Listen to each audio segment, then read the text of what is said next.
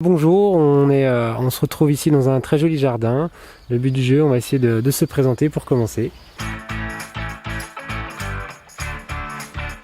Eh bien, moi, je suis Karine Mauvilly.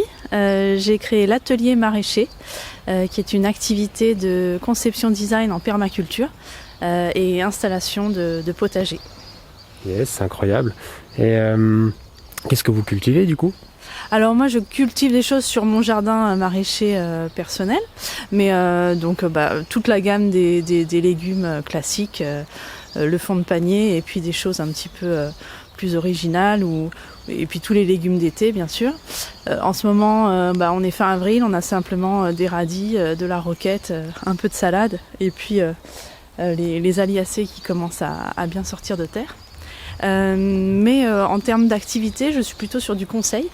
J'accompagne des jardins partagés ou des particuliers ou des propriétaires fonciers qui voudraient justement se mettre à cultiver et à relocaliser un peu notre alimentation. Donc je vais être sur du conseil maraîcher et du conseil à l'installation. Ok, super, donc il n'y a pas forcément... Est-ce qu'il y a quand même un point de vente ? Ah non, il n'y a pas de point de vente. Moi, je suis pas installée en agriculture. C'est vraiment une activité de conseil. L'idée, c'est de favoriser cette relocalisation alimentaire en redonnant des compétences aux citoyens, aux urbains en particulier, parce que les compétences agricoles, on les a un peu perdues au fil du temps. On est une génération qui n'avons plus ces réflexes au jardin, tout ce cycle des saisons, on l'a un peu perdu.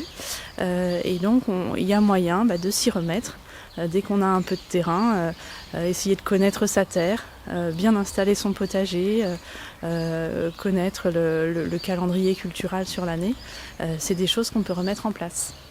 Ok, super, très intéressant. Et du coup, plutôt tourné vers le particulier ou quand même les entreprises ? Les deux en fait, l'idée c'est vraiment d'essayer de ramener la nature en ville, mais pas seulement la nature décoration ou la nature végétalisation, mais vraiment celle qui permet de nous nourrir. Et il y a encore pas mal de terrains en ville malgré tout. Que ce soit les jardins particuliers qui sont parfois simplement des pelouses ou des jardins d'ornement, on peut les transformer en nourriture. Mais on a aussi des friches urbaines, on a encore des zones municipales qui peuvent être transformées en potager. Et autant le faire, puisque certains ont un peu plus de temps, ont eu un peu plus de temps cette année avec le confinement. Et puis, on a un enjeu quand même de sécurité alimentaire des villes. Donc on a tout intérêt à chercher à sécuriser nos approvisionnements. L'année écoulée nous a montré que c'était vite arrivé une rupture des approvisionnements. Donc voilà, et essayons d'utiliser nos ressources locales du mieux qu'on peut. Et une de nos ressources, c'est la terre. Et la terre, elle est là. Nous, on fait partie de l'association de l'ELEF. Que du coup vous prenez en termes de monnaie d'échange. Qu'est-ce que vous pensez de manière générale des monnaies locales et justement de l'ELEF, et comment est-ce que du coup la monnaie locale elle peut s'inscrire dans votre entreprise, dans le fonctionnement en fait ? Moi j'ai une activité de permaculture et la permaculture, parmi de nombreuses définitions, c'est en particulier bien utiliser les ressources locales, que ce soit les ressources humaines ou les ressources naturelles. Donc pour moi, utiliser l'ELEF, ça fait complètement partie de cette démarche. M'intégrer dans un réseau de prestataires locaux qui s'engagent à dépenser leur argent localement, pour moi c'est aussi ça la permaculture. Donc je suis très contente de faire partie du réseau maintenant. Et comment est-ce que vous arrivez, vous, à le... Justement, vous en recevez une partie, et comment est-ce que vous arrivez à le déverser ? Avec qui est-ce que vous pouvez du coup communiquer cet échange ? Je pense que je vais communiquer auprès de mes clients sur le fait qu'il existe un réseau de partenaires élèves chez qui ils peuvent aller. Et puis moi, je pense utiliser les élèves que je recevrai. Par exemple, chez ma médecin généraliste, j'ai vu qu'elle était membre du réseau. Dans les librairies que je fréquente beaucoup, je crois qu'il y en a aussi dans le réseau. Je vais acheter, je pense, une partie de mon alimentation avec les élèves. Donc voilà, je crois que le catalogue s'étoffe et donc il y a moyen de faire une partie de ces courses avec cette monnaie. Encore faut-il que j'en reçoive. Pour l'instant, c'est tout frais, donc j'ai pas encore reçu d'élèves. Ouais, ça va venir avec le temps.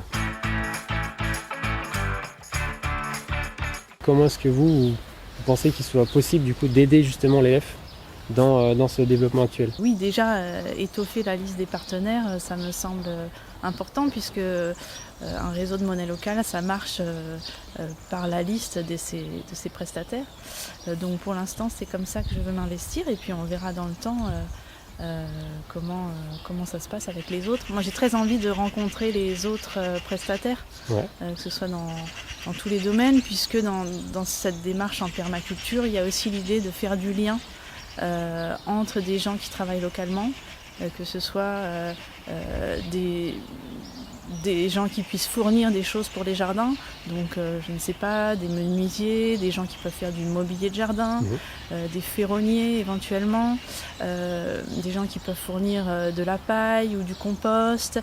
Donc on a des structures sur Chambéry et alentours qui peuvent fournir ces éléments. Et moi, j'ai envie de les mettre en lien et de pouvoir les proposer aux gens qui font du potager. Et pour ça, un réseau comme la monnaie locale me semble tout à fait adapté. Ouais, cool. Et du coup, on pourrait envisager justement de venir là, de mettre une petite table et puis de boire un café tous ensemble. C'est ça, c'est exactement. Ça peut être un très bon lieu pour se retrouver, pas de problème. Ça roule. Et bien on va s'arrêter là sur l'idée du petit café et puis on se retrouvera une prochaine alors. Ça marche. Merci d'être venu. Ouais. À bientôt.